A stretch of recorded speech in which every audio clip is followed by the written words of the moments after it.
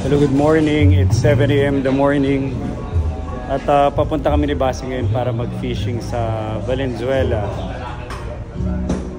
At syempre hindi makukumpleto ang biyahe pag walang kape. So nag-i-give ako ngayon ng kape dito sa Donut. Babaunin ko na doon kasi doon syempre wala nang girito. So, papunta kami ni Basi ngayon sa Valenzuela para mag-fishing. So, Sunday fishing kami today ni Basi. Kanina pa kami gumising pero ang daming setup. And syempre, ang hirap umalis. Pumunta doon na medyo bangag pa ng hindi kompletong baon. So, ang pinaka-importanting baonin ay yung donut ay yung kape. So, kape and of course, nagbit na rin tayo ng 2 donut. So, tara, biyahe na.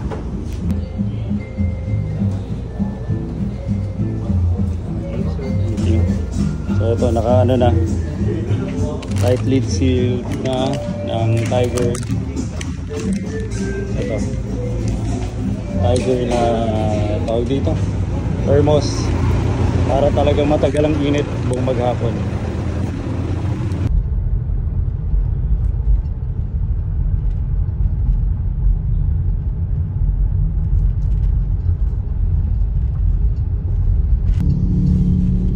So, pamunta kami sa Obando, Valenzuela. At yari kami dito sa Quezon City for a total traveling hours of 44 minutes. Mabilis lang siya pag linggo. Pag ito ay regular day, grabe traffic.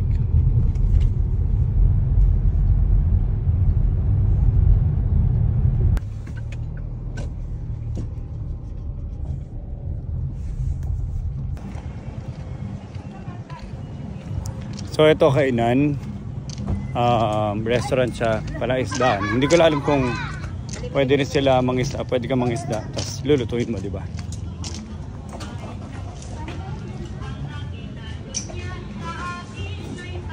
Ganda.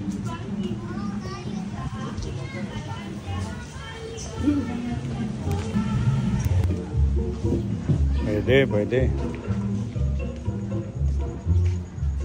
Kuya, saan mag-inquire? So, yung restaurant sila, hindi pwedeng mag-isda. Kaya si Basi gusto niya mang-isda, di ba? Hindi naman niya gusto. Punta kami dito for fishing.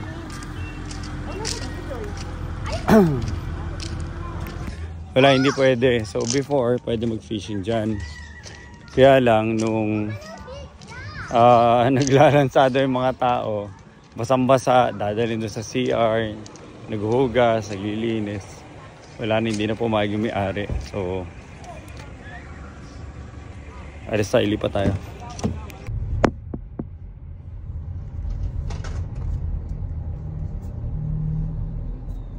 Ito in the cove. Sarado lang sila dahil nagre-repair sila ng mga kubo. Ganito kasada dito. Ba't nag-uupo? Sikat sila sa fishing kaya lang mahirap yung mga daanan. So imagine niyo kung sumikat sila dito. Alin na mas mo, Papa?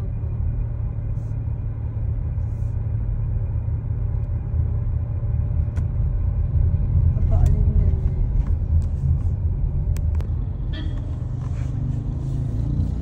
Oh, may para ba po doon?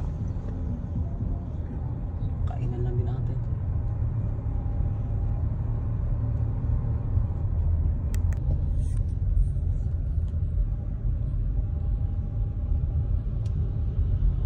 Ito na ba yun? Basi dito na. Ano? Gusto mo try sandali dito? Basi? Okay. Ano, baka pwede rin lumipat dito. Opening soon December 8 eh. Ba't nandyan sila? Lipat mo.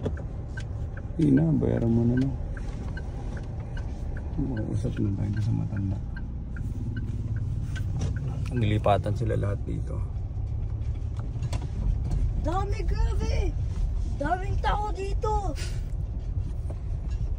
Putang daming tao dito, Papa! Lumipat kami ng... So lumipat kami ng spot ni Basti. Coming time! Ito itsura ng fishing pond. So maliit pa lang tong fishing pond. So maliit tong fishing pond na to compared sa mga fishing ponds dito sa Valenzuela, sa Tagalog. Marami pa malalaki doon. Kaya lang iba sarado. Or yung ibang hirap makapark. Pero dito at least convenient yung parking. Tapos si Basi dahil nagpa-practice pa lang naman ng beginner pa lang naman siya sa pagiging angler fishing. Mas okay na rin dito. Tapos may bamboo pa kami na ayun, na shade sa likuran. Na may ingay. Ito mga ginawa pa namin to kagabi. Ano to? Hindi. So ako na nagmasa nito. So flour tsaka Bread at tsaka flour tsaka halo-halo. crab Wait, ito. paste. So ito, crab paste tsaka flour. Ako na nagmasa niyan. Gabing-gabi ginagawa pa namin to. Ito naman, tawag ito yung fish pellets. Hinalo namin dun sa flour. Tapos yun yung kinakabit ni Basi doon sa dulo. Magkikam ako. Madaming isda kuha nito. Mahilig talaga siya mag-fishing. So after the Christmas party natin noong Friday, Saturday was a rest day. Sa Sunday, ito tayo, nag-fishing very early in the morning. Pero medyo mga alas 9 na, kanina pa kami dito. Andito lang tayo to relax. Wala naman masyadong objective. Hindi naman kailangang humuli ng malaki. Ang layo na ng casting ni Basio. Nakakast niya hanggang gitna ng pond. Hindi natatanggal, Basti.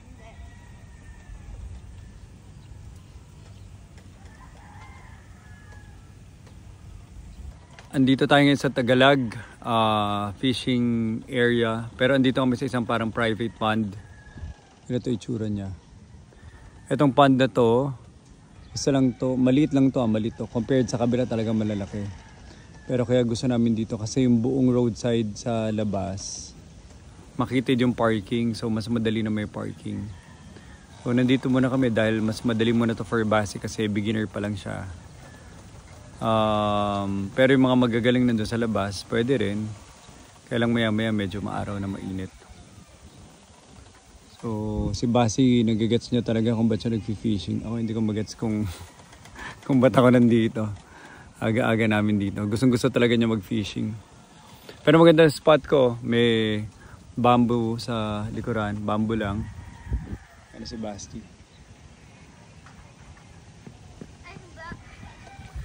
Tsaka kahit pa paano relaxing. Ganda rin. Ganda ng ulap. Ganda ng bamboo. Hindi mo din na nilalagyan? Dinala ko din yung egg. And almost half of my bait, Papa. Gusto nila? Kinain almost half of my bait. Paano mo nalaman? Hindi ko alam, baka nag-drop down sila. Gusto nila? Goldfish.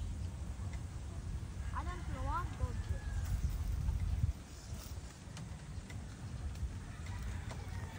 So, ito na naman kami sa isa na naman palaban na fishing dito sa Valenzuela. Hindi naman mainit. Ang challenge dito hindi yung papunte. Suot mo pa rin. Ang challenge dito hindi yung papunta. Ang challenge dito kailangan may uwi siyang resulta. Dahil hindi siya papayag nang walang nahuhuli. So hindi mo alam kung uwi ka na 1 hour, 2 hours, 3 hours. Minsan 4 na oras, ayaw pa niya umalis, 6 na oras. Okay. So pa daw niya bumili tinapay para sa mga isda. So andito kami Sunday afternoon. Buti na lang may bamboo tree sa likuran. And siyempre kailangan natin suportahan yung kanyang angler fishing career. It's a real fish! I wanna land on it. Nakahuli ka? No, I see a fish. Really good fish. Let's see if he likes the crab fish.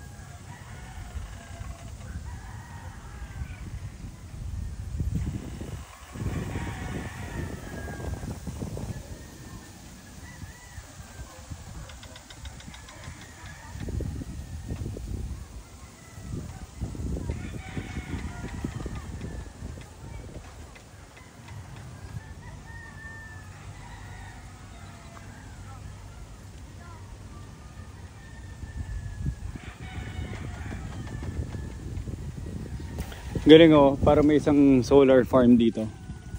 Solar panel farm. Malaki rin eh. Ano, hanggang doon pa sa dulo. Ganito kalaki yung buo. Hindi ko alam kung sino may-ari. Uy. Tinawag.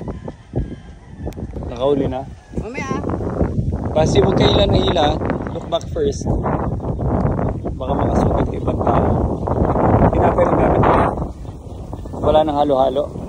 Grabe Papa, ang lakas ng wind dito. Sabi mo cast na. Magkakahuli akong isda, Papa. Sure ako makakahuli ako. Ano sabi mo? I'm sure that I will catch one. Uy, ang layo oh. Nasa gitna na yung ano mo. Nasa gitna na siya. Sure ka? Confident ka? Oo. Gusto mo chair? Okay. Reel. Maganda tong reel. Hindi nag-iingay. Kaabang na kami ng balyena. Naniniwala si Basti na makakakatcha ng... Ano mahuli mong fish ngayon? Hindi ko alam. Basta na makakahuli ako. Look back first. Baka may matamaan ka. Could you help? Look back. Look back. Blue. Sit down, sit down.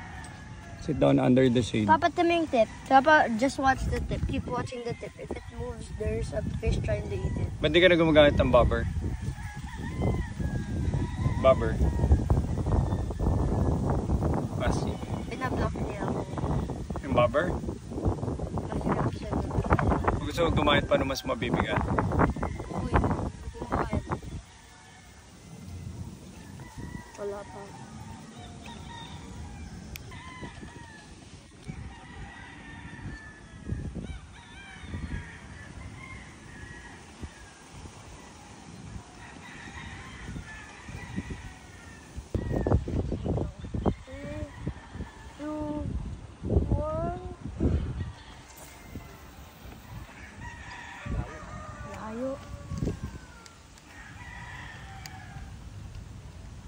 Pag malaki pa yung gagamitin mo base na ano, na weight, ang layo niyan.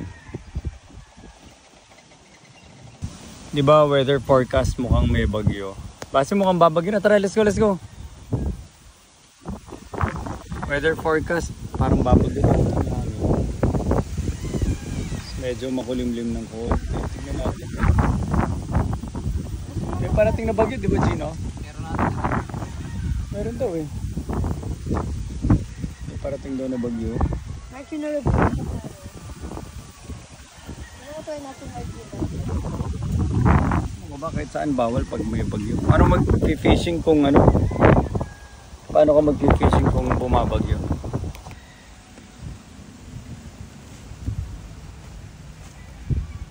Papasin ko to kasi sobrang simple.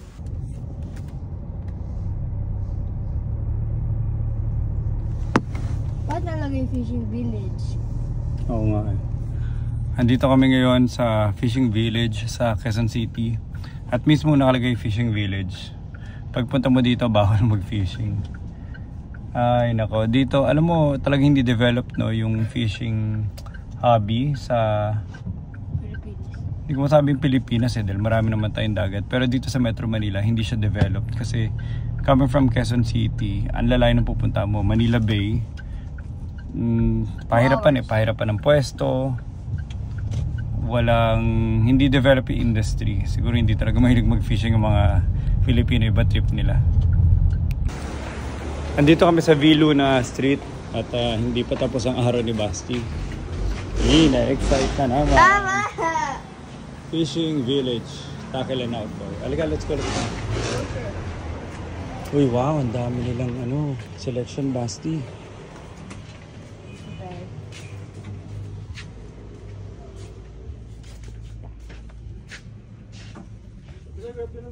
Good afternoon. Okay lang mag-video?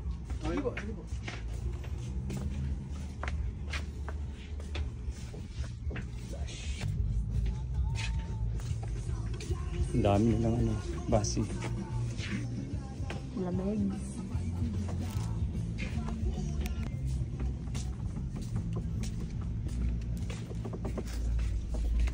Anong hinanap mo? Nakalam. Ito yung ano, worm hook. Ito yung pang malaki. Ito yung sa maliit. 4O tsaka 2O. Eh basi, explain mo. Marunong ka ba maglagay yan? Yes. Hindi, ano yan? Yes, I know how. Ang bass fishing technical talaga yan. Kailangan mong pag-aralan yung movement ng ano, ng lure. Para ma-attract talaga yung bass. Ano po lang paano talaga eh. Ah, hindi siya yung basta hila ka ng hila. Hindi. Kasi ano to eh, worm to eh. Ah, tawag dito, wala namang worm na mabilis. Ba? Man kami ganito. Madami. Ah, ito? Oo, madami. Ilang grams? Kasi pwede dyan 10 grams. 5 to 14. Ayun, 14 pwede dito. Okay. Galing mo naman, Paano alam mo namin pala yun. nalagay dito? Yung weight. Ah, okay. Mga tayo. Ay, lubak sila. Okay. Naiintindihan mo na basi? Lalagay mo sa ano, tas ano, Okay. bago mo ilagay yung ano, yung simple, ilagay mo Meron ako ditong soft plastic na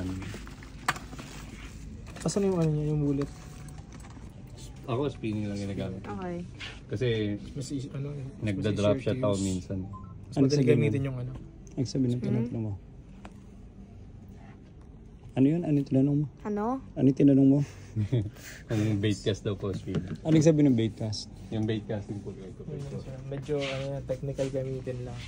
Yung bait cast. Ah. Yung sa'yo spinner, Basti.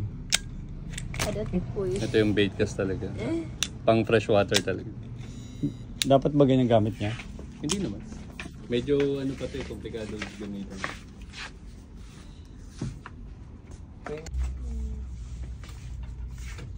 Wala pa tayo.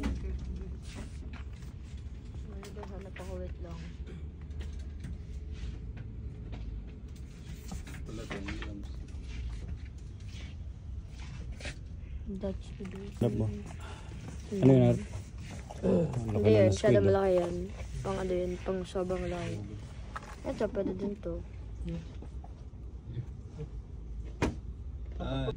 Nod ka. Ayan. Mm. Nakakaganyan siya, free flowing siya. Dahil Yung ginagawa namin. tsaka ka maglalagay ng so medyo malayo. Alam mo, Basti? Hindi ko ba matutusok? Tama ba yung ginagawa niya? Pag ganyan. Hirap. Hirap. It's hard because it's early. Hindi ko ba matutusok, Basti? Hindi ko ba matutusok ka? I-skin hook mo na lang. Mas maganda. Ganito, para mas madalian ka.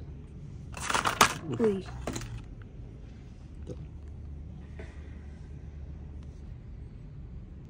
Sa dulo mo siya i-hook. Dulo. Yan. Okay. Tapos pagka nakaganyan na siya, ilabas mo na dito sa gilid. Okay. Tapos sakit doon, tapos itong Sakit tail, dito. isasok-sok daan. Tapos twist mo dito. Mm-mm. Kaya mo muna siyang pumasok na hanggang ganyan. Bago mo siya sukatin dito. Susukatin mo siya. Ganyan. Okay. Sukatin mo siya. Tsaka mo siya itutusok dito sa sinukat mo. Palalabasin mo. Tapos lagay doon sa ilalim. Tapos i-skin hook na siya ganyan. Konti lang. Pwede makita. Hindi, para ano siya, weedless ang tawag. Para Okay. di siya sumasabit sa damo. Okay. Yan, ganyan siya. Pero ito kailangan nakasalita ganyan. Yan. Intindihan mo? Yes. To, pwede to. 792 medium. Okay, pwede to. Light. Light sa... Mas magaya niya kaysa doon sa ano, sa M&M. Eh. Hindi namin naisip. Size 7,000 na sobrang laki nun. Alam ko. 2.5 lang pwede. Okay. Size 2.5. Gusto namin konting laki. At saka right-handed kami, dalawa. Right-handed ka ba? Left-handed ka, di ba? Right-handed ako. Nahilo na. Ano naman to interchangeable? Yung Nasky 3,000.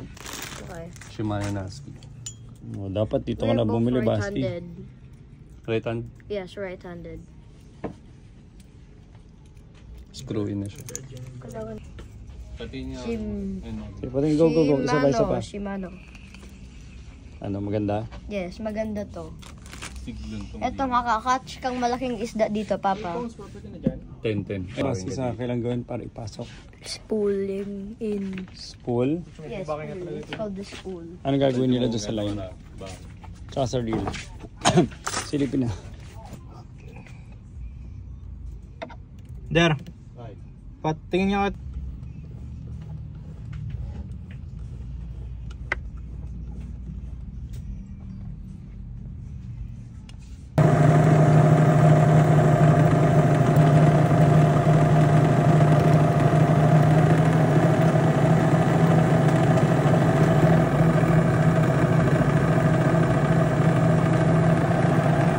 Ano ginagawa, Basti?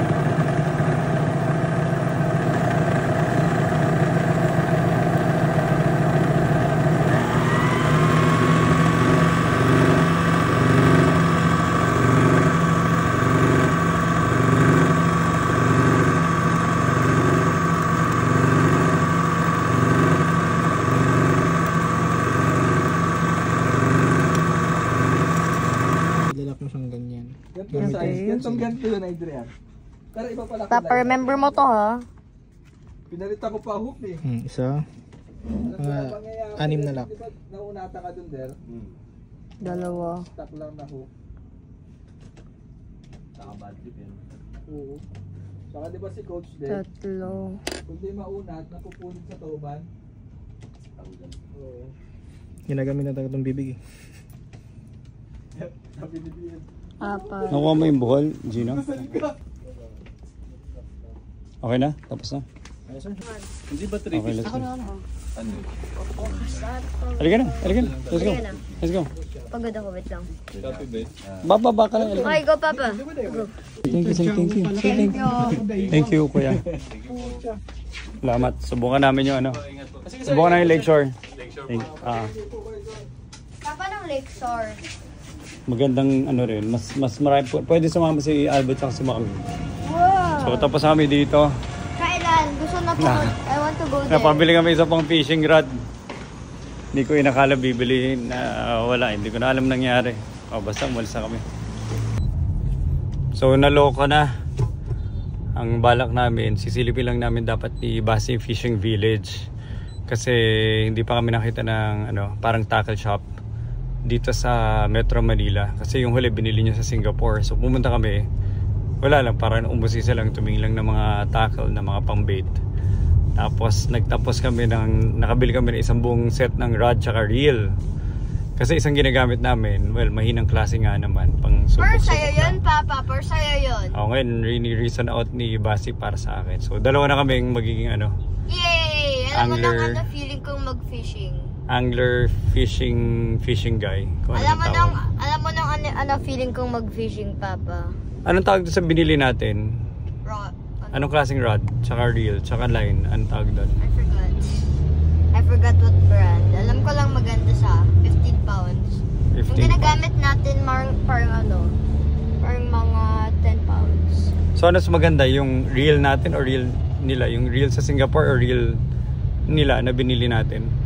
Reel nila. Mas maganda yung bagong reel? Oh, Talaga? 6 pounds yung reel natin, Papa. 10 Yung kanila? pounds yun nakakaabot. Wow, yung binili nating nila, reel. 15 pounds. Kaya din umabot 20. Yung binili natin, pang ilan lang? 20 or 15. Hindi, yung sa Singapore. Like 6 or 10. 6 or 10, okay.